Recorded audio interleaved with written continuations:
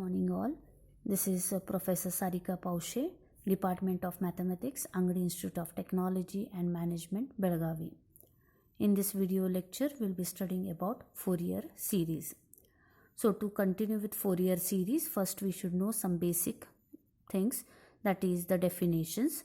The first definition we are going to come across is series, which you have already learned in your lower standards. So now what do we mean by series? The expression or summation is called the series. Now expression or summation means, suppose there are numbers 1, 2 and 3 which are written with the plus sign in the middle and plus so on. Such a representation is known as what? A series.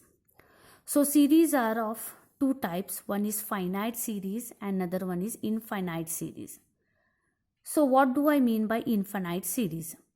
The expression containing infinite number of terms is called infinite series. What do I mean by infinite number of terms means? Suppose I am having u1, u2, un, so on. Here I have written plus in middle of these all the elements, and I have written plus and dot means it is so on. Such a series where we don't know where it will end, such a series is termed as what? Infinite series. Means there are infinite number of terms. So such an infinite series can be represented or denoted in the form of summation. That is summation n equals to 1 to infinity un. Now here n equals to 1 means here I am having u1 means first term is your 1. So I am taking n equals to 1.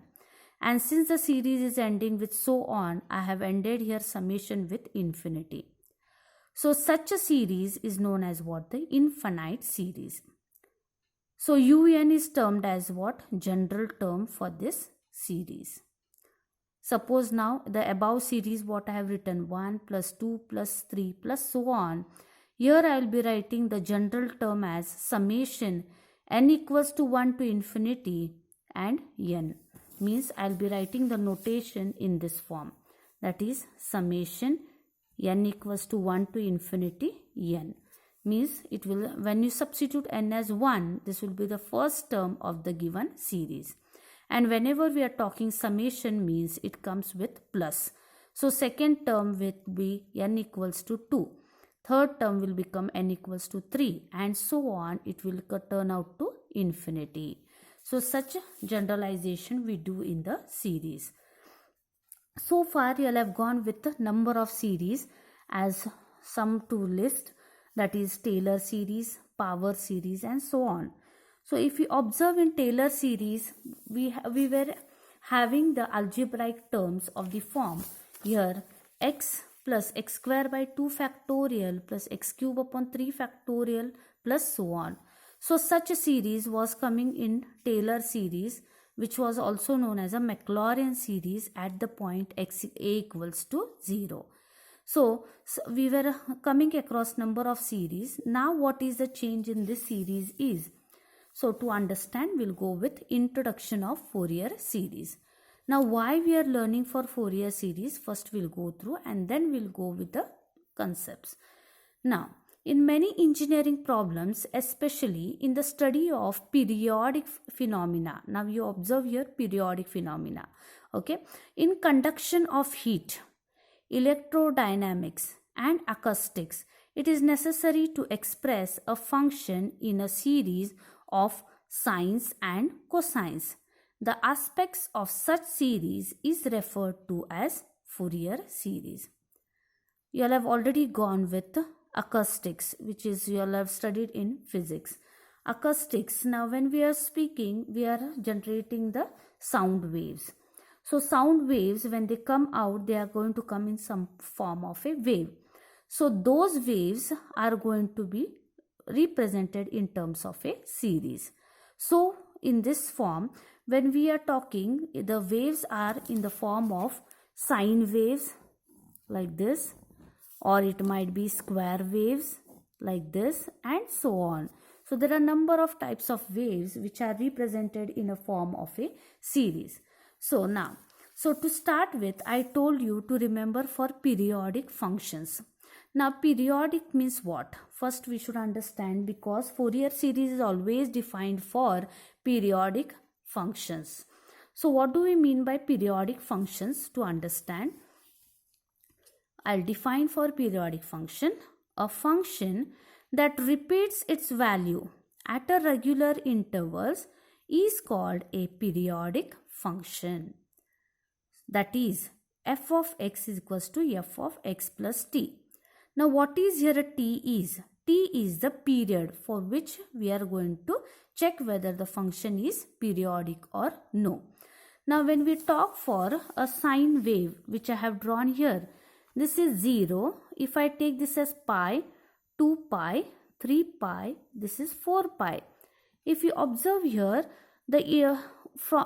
when do we say it is there will be a one complete cycle? One complete cycle is once it goes up, this is a positive cycle, and when it goes with a negative cycle, this makes a one complete cycle. So if you observe, if I take this as a time interval, okay, and this is a frequency axis. So if you observe the time interval for 0 to 2 pi, it is completing one wave. Similarly, from 2 pi to 4 pi, it is completing one wave. If you observe, the difference between these two are 2 pi. So at an interval, this is termed as an interval. For an interval of 2 pi, it is completing one cycle. The same cycle is being repeated after again same interval 2 pi. So such a function is said to be a periodic function. Means if the function repeats its value after a certain interval, then such a function is said to be what? Periodic. So here I said this is a sine wave and it is periodic for a period of 2 pi. If you consider a period of 0 to pi, what you are observing, this is positive cycle. After a difference of pi, it is becoming a negative cycle. Means both are opposite. So that in such case, we are going to say the function is not periodic for an interval pi. So this is what we are going to talk for. So if we have to check for periodic function, we are going to take the condition f of x is equals to f of x plus t, where t is a period. So for example, sin x, cos x, k are said to be periodic of period 2 pi. So how to check? I will show you some basic example to check how whether it is periodic or no. So to check for the periodic function, I will take a function sin x and I will take a time interval as 2 pi. So to check, I said just you should replace x by x plus 2 pi in the given f of x. So when we replace x by x plus 2 pi, why 2 pi? Because our period given is 2 pi. So what we observe is where all x is there, we are substituting x plus 2 pi. So sine of 2 pi plus x, a plus b is same as b plus a. So I have interchanged over here.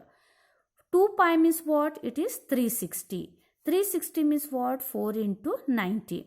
As we have already studied in PUC, all STC rule, with the help of that I am going to proceed. Here 4 is a even number, so sine will remain sine. 4 into 90 plus x.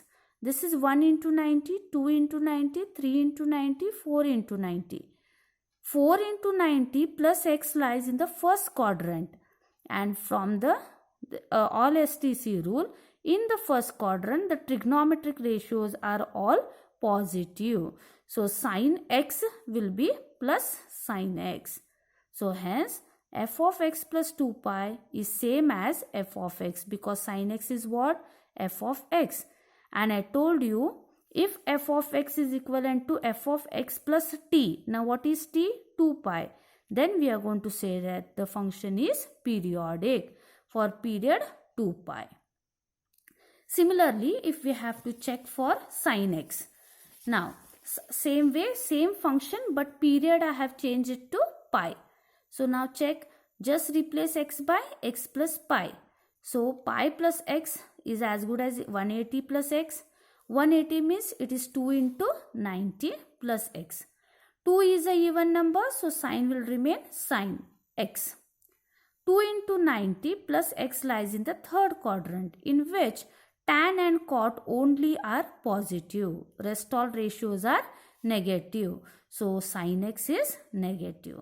So what we are observing, f of x plus pi has come equals to minus f of x.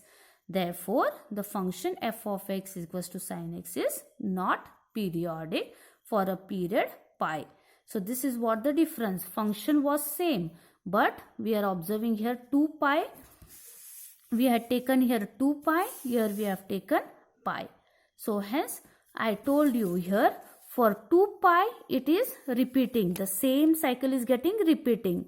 But for pi it is positive and negative. Positive and negative. So it is non-periodic. So this way we are checking for non-periodic functions. In the next class we'll check with trigonometric series. What do we mean by trigonometric series? Thank you.